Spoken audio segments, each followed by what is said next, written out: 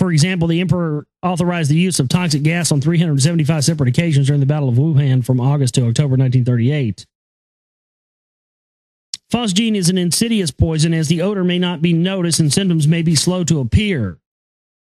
Phosgene can be detected at 0.4 parts per million, which is 4 times the threshold limit value. Its high toxicity arises by the action of the phosgene on the proteins in the pulmonary alveoli, which are the site of the gas exchange. The damage disrupts the blood-air barrier, causing suffocation. It reacts with the amines of the proteins, causing a cross-linking formation of the urea-like linkages.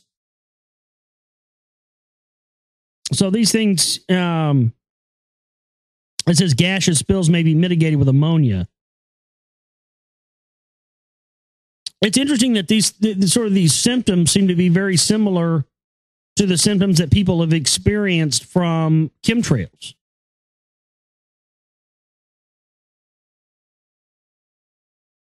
And yes, they are pumping shit into the fall. Yeah, they're pumping this phosgene into the ground. It's causing these earthquakes in Arkansas. That's exactly what they're doing. So essentially what they're doing is they are taking these chemical weapons, pumping them into the ground in Arkansas, and using that as a force multiplier on the New Madrid fault line scenario that they already are drilling on, which they are doing National Level Exercise 2011 on in May, which is coincidentally the same month that these nutter Christians predicted the end of the world was going to begin.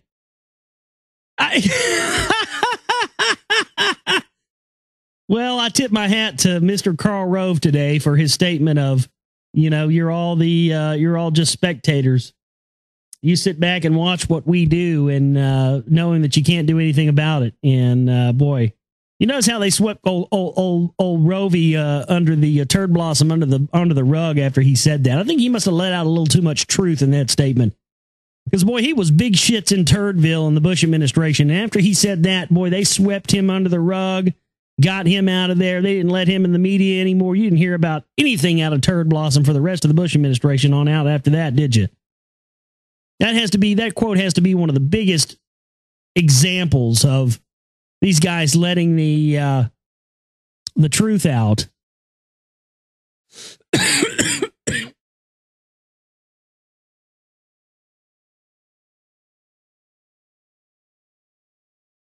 Oh, that's interesting.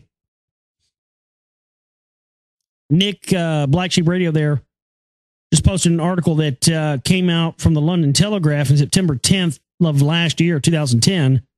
Police given earthquake training for extremely unlikely crisis. Hundreds of police officers took a 3-day course on how to deal with powerful earthquakes, even though Britain has never experienced any such event.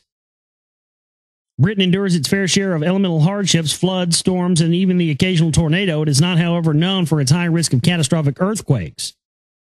But that did not stop police officers from undertaking a 3-day course training them on how to deal with a devastating tremor.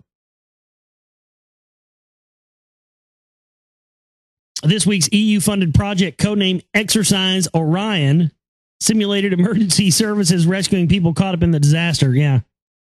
Exercise Orion. Yeah. I'm sure that's a coincidence. My goodness.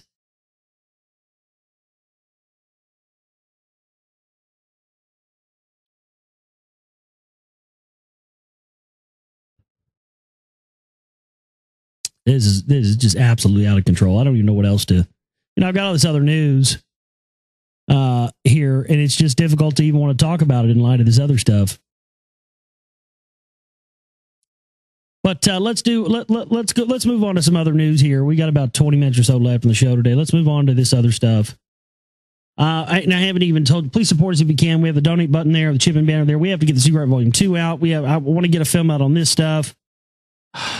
We have to survive. Please, if you want us to do more and try to help us get the word out here in 2011 with all this crap going on, please donate and support us at the website, theglobalreality.com. We haven't gotten any support in this week at all, and we could use it. So please help out if you can.